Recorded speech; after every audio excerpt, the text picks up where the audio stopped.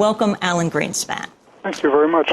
It's good to have you with us. You worked with 6 presidents, with President Reagan, with both President Bushes. You worked with President Ford, and you worked with Bill Clinton, who you have called a Republican president. Why? That was supposed to be a quasi-joke. Talk about it. Well, you mean Clinton? Yes. Well,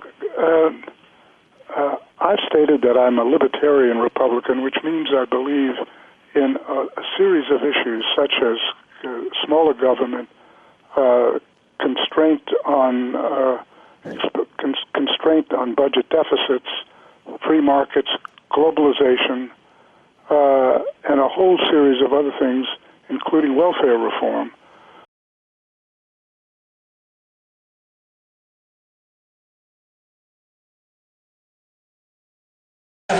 I would like to change Washington, and we could by cutting 3 programs such as the Department of Education. Ronald Reagan used to talk about that. Department of Energy, Department of Homeland Security is the biggest bureaucracy we ever had.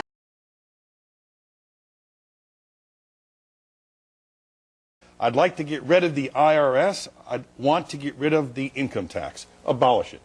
That's a good idea. I like that idea.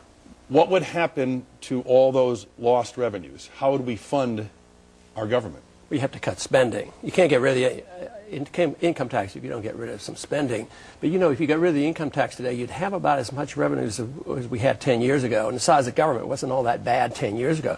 So there's sources of revenues other than the income tax. You know, you have a tariff, excise taxes, user fees, highway fees. So there's still a lot of money. But the real problem is spending.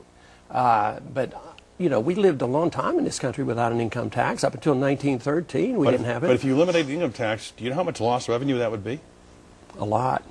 But over $1 trillion. Yeah, that's good. I mean, but we could save hundreds of billions of dollars if we had a sensible foreign policy. I mean, if you're going to be the policeman of the world, you need that. You need the income tax to police the world and run the welfare state. I want a constitutional-sized government.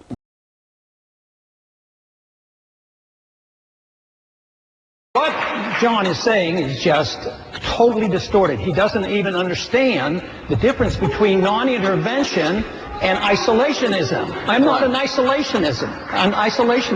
I want to trade with people, talk with people, travel, but I don't want to send our troops overseas using force to tell them how to live. We would object to it here, and they're going to object to us over there. All right, we will have a lot more on Iraq coming up. It's obviously a very heated.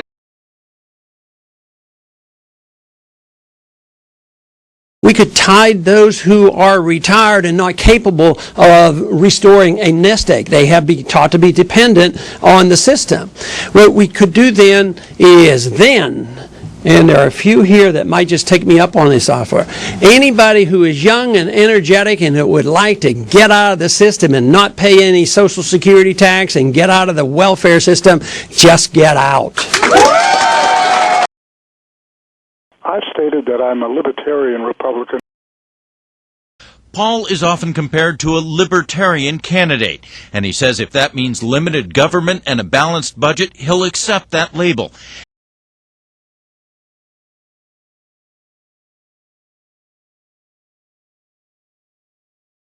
All right, when you screw up, you get voted out of office. When I screw up, they pull my show. When the Federal Reserve screws up, what happens? What they do is they just go back to doing the same thing again, and you never hear it. They hide from the public, and they talk about wonderful things, and they blame somebody else. I mean, even Greenspan now is taking very little responsibility for the contribution that he has made to these financial bubbles, and they're not held accountable. That's why I don't like this monetary system that we have.